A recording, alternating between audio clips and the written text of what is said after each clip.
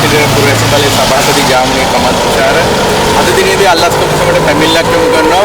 විශේෂයෙන්ම තැපැල්පති පෞගිය 3 වෙනිදා හපුතලේ පැවති උත්සවයකදී ඕටි ඇඟිලි සලකුණු නොතිය ඕටි කෝටි ගාණක් සේවකයින් වංචනික ලෙස ලබාගත්තයි කියලා ප්‍රකාශයක් කරනවා. ඉතින් මේක 2023 අංක 9 දූෂණ විරෝධී පනත අනුව දූෂණයක් කියන වරදට යොමු වෙනවා. එම නිසා මෙන්න මේ ඕටි ගැනීම ගොඩාක් අමාත්‍යාංශවල ආයතනවල හොර රහස සේවකයන් සහ නිලධාරීන් එකතු වෙලා ඕටි කෝටි ගණන් මේ රටේ මිනිස්සු වංචාසහගතව ලබා ගන්නවා. එම නිසා ඕටි මුදල් ලබා ගැනීම තැපැල් ප්‍රතිවරයාම කියනවා නම් තමන්ගේ සේවකයන් වංචනික ඕටි ගත්තයි කියලා එතන කෝටි ගණන් මහ ජනතාවගේ මුදල් අවභාවිතා කරලා වංචාසහගත ලබාගෙන දෙනවා.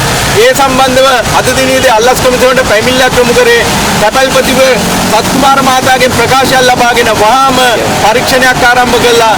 ඒ ලබාගත් නිලධාරීන් සහ සේවකයන්ට එරෙහිව නීතිය ක්‍රියාත්මක කළා දඬුවම් ලබා දෙන්න වගේම ඒ ලබාගත් කෝටි ගාණක මුදල් නැවත රජයට පවරාගෙන මහ ජනතාවගේ මුදල් අවභාවිතා කරපු මුදල් නැවත ලබා ගන්න කියලා.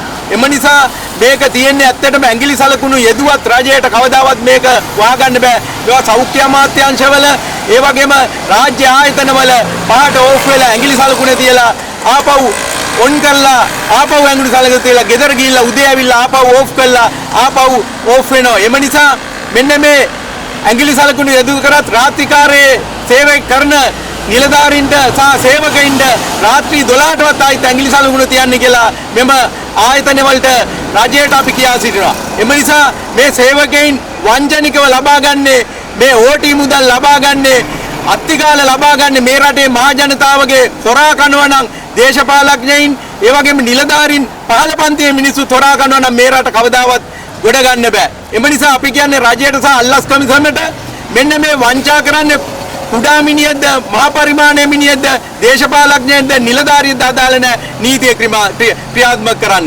මේ ඕටි මුදල් වංචනිකව ලබාගෙන තියෙනවා නම් Tamanට අඩියට අමතරව වංචනිකව හොරාට ලබා තියෙනවා නම් ඒක නීතිය ක්‍රියාත්මක කරන්න අල්ලස් කොමිසමට ආද අපි සංවිධානයක් වශයෙන් පැමිණිලි යොමු කරා. එම නිසා අල්ලස් කොමිසමට තියෙන්නේ මේවා විමර්ශනය කළා නීතිය ක්‍රියාත්මක කරන්න කියලා අපි අල්ලස් කොමිසමෙන් ඉල්ලා සිටිනවා. ස්තුතියි.